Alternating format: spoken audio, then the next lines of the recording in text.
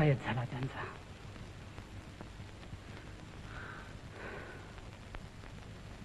पवित्र अशा संन्यासाश्रमातून गृहस्थाश्रमात घळघळत येणारा मीच पहिला ब्राह्मण आहे.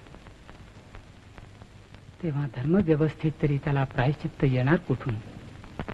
मग आपल्याला शुद्धी नाहीच तर? असंच काही नाही ज्ञानदेव.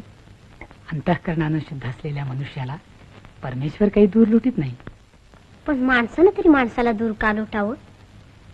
परमेश्वराच्या घरी स्त्री पुरुष अस्पृश्य अंत्य सगळे सारखे आहेत असं भगवान श्रीकृष्णांनी गीतेत सांगितलं आहे ना? होय, पण भगवंतांनी गीतेत सांगितलेला हा माणूस धर्म रूढ धर्माखाली दडपून गेला आहे. मग कुणीतरी तो वर काढायला नको का? धर्म मार्तंड म्हणून घेणाऱ्या या ब्राह्मणांनीच तो लोकापुढं मांडून जगाची दुःख नाहीशी करायला नकोत का? त्याची त्यांना काय आवश्यकता?